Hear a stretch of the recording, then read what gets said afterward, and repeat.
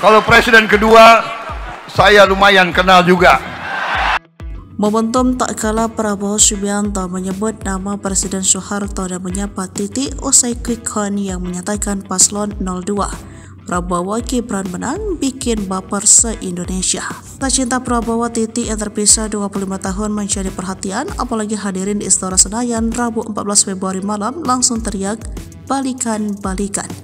Dalam pidatonya, Prabowo menyatakan mengenal semua Presiden RI mulai Soekarno hingga Jokowi, juga kenal dengan Soeharto. Para hadirin pun tertawa.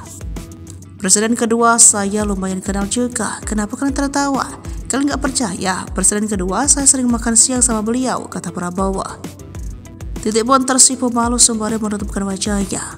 Publik pun mengungkit kisah cinta Prabowo Titik yang langgeng hingga 41 tahun lamanya. Sebab meski 25 tahun berpisah, keduanya setia dan tidak menikah lagi.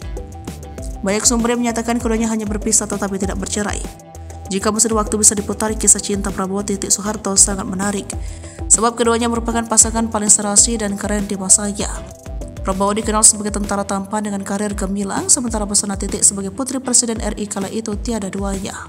Dilansir dari Kompas.com dengan referensi buku karya Pamudi berjudul Kalau Prabowo Jadi Presiden, romantika keduanya terjadi saat Prabowo terpesona kepada Titik yang merupakan murid dari ayahnya Sumitro Joyo Hadikusumo. Singkat cerita, mereka berpacaran mengetahui Prabowo mencari Titik. Sumitro mewanti-wanti agar sang putra serius menjalani hubungan.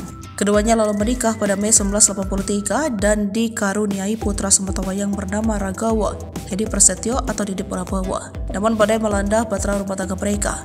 Tak begitu jelas sebabnya, namun kuat dugaan mereka berpisah karena peristiwa Mei 1998, di mana kerusuhan besar-besaran terjadi hingga lengsernya Soeharto. Prabowo dianggap tak mampu membantu sang mertua sehingga disebutkan jika Titik hanya menangis melihat sang suami dituduh mengkhianati Soeharto. Mereka pun berpisah. Prabowo sempat menetap di Yordania di tahun 1998 hingga 2001, lalu pulang ke Indonesia mendirikan Gerindra dan terjun total di dunia politik. Sementara Titik setia menyendiri, namun keduanya kerap bertemu, silaturahmi dan sepakat membesarkan putra sematawayangnya Didit hingga sukses seperti saat ini. Maka saat Prabowo menyapa Titik saat pidato Rabu malam, muncul teriakan balikan-balikan usai pidato itu. Titik pun kemudian mengomentari hasil quick count dengan mengucap syukur, meski dia tetap mengacu kepada alhasil resmi dari KPU.